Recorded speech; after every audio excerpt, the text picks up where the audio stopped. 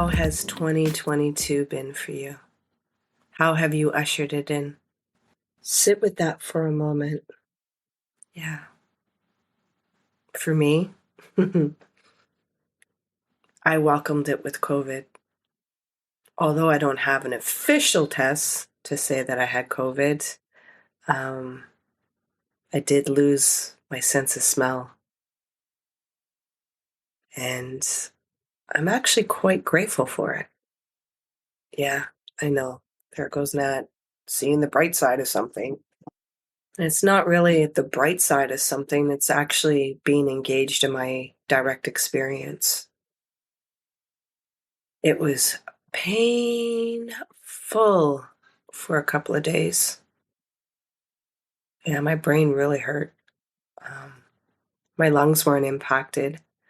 My nasal cavity got very swollen. My throat, as you can still hear, is still swollen a bit. Yet not being able to smell, it was fascinating. Just taking in air and not being bombarded with so much information. Yeah. You know, the thing about losing something, your awareness heightens to what you would actually experience. Yeah. Lose the ability of something, and all of a sudden you become hyper focused on what was there before that you took for granted. Not being able to smell showed me how much I use it for pleasure and how much I use it for detecting danger, how much I interpret the world that I'm around. And just to breathe in air alone, it was refreshing. I really saw how it allowed the nervous system to be disengaged. And when it would activate, like, oh, are we safe? Are we safe? Like, we can't smell anything. There's nothing coming in. There's no information. It was being able to regulate my nervous system and saying, yeah, it's okay. And we'll learn to adapt. It felt like a blindness, even though I haven't lost my sight. I did lose it, 8 years ago when I was going through all my medical challenges with the lesions in my brain.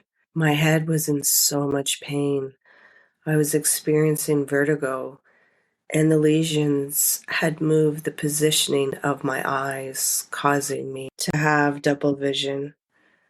Man, remembering that is visceral because it was an absolutely painful experience. And so not being able to relate with the outside world with my senses, not having the scent was fascinating to engage in. It was refreshing. It allowed another resource of energy to come in. I wasn't fixated on trying to fix it, trying to improve it, trying to bring it back. I was actually more curious about the direct experience of how does this feel to relate in this experience. And it was interesting. My sense is coming back now, and I'm kind of a little disappointed. I'm like, I appreciated not being bombarded with a whole bunch of information. Yet I'm very thankful for my smell. There's so much to delight in, so much to experience. Scent can shift us from one state to another. It can arouse us. It can deplete us. It can excite us. It can cause our emotions to go from one spectrum to the other. Very thankful for this one sense that,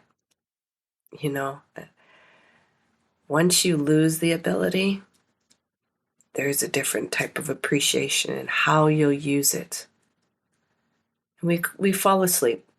We fall quickly asleep of forgetting what it is to lose an ability. Yet it's to reinforce and remember the appreciation of the right now. This is what I have to use, and how will I use it to the best of its ability? Am I misusing it? Am I ignoring things? And not having your scent, you become aware of your state inside, especially if you've used scent to arouse pleasure or focus or attention. You come to see, like, wait a minute, there's something deeper in here that I just need to engage with, just listen to, just feel. My takeaways from this experience is I had to surrender, I had to accept, I had to nurture and talk with the body. I had to sit in the crux of pain. And it also birthed a deeper appreciation and gratitude for life, for the ability to live, to appreciate the senses, to really engage with what negative self-talk is, what my defense mechanisms are, the belief systems. It was funny, they all diminished in a lot of places. And there was just the here and now. And that stillness. I'm thankful for that stillness. In my relationship with the stillness. That it no longer frightens me. That I've been able to regulate this nervous system. And be with whatever the experiences are. And whew, are they challenging. I also got to see where there's work. To be human is to be messy. There is no perfection in this thing. That was a big takeaway, is, the humor of being so serious, of finally attaining some full enlightenment and yada, yada, yada. It's a human experience to be lived in. And if you're in these dialogues of vaccinated, unvaccinated, this, that, the polarization is not what's going to help us continue on as a species. It's actually our ability to listen and our ability to have conversations that are filled with emotions. Yeah, the majority of our dialogues lack emotions. We're not truthful. We put on these masks, these ways of communicating with somebody else, expressing, and we don't even know how to be truthful because it feels so threatening. It feels so threatening to bring our emotions into conversations, our realness. We have all these masks on to impress other people. It's like, impress who? Impress what? COVID took away some of those masks and let me see the frightened parts in me, the painful parts in me, the strong parts in me. It's a multifaceted dimension. Yeah. And it takes rest.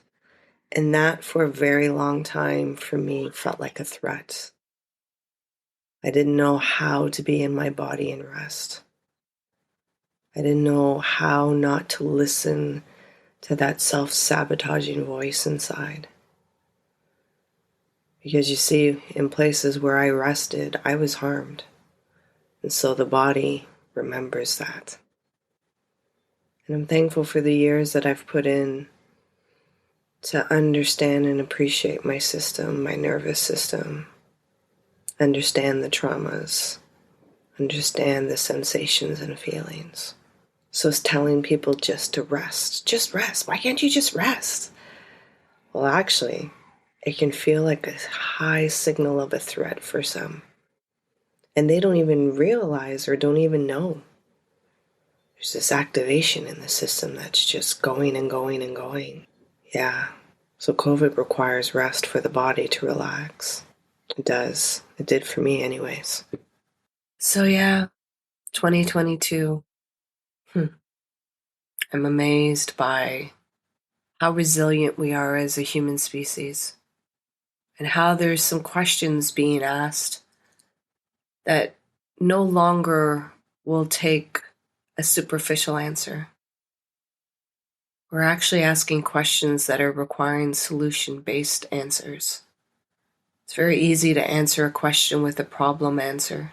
It takes dedication, effort, and a lot of silence to pause and find some solutions. It's in the simplicity. Yet we don't navigate in there as much as we would like to. We're bombarded with so much stimulus. So this is just my personal rant. Take it as you may.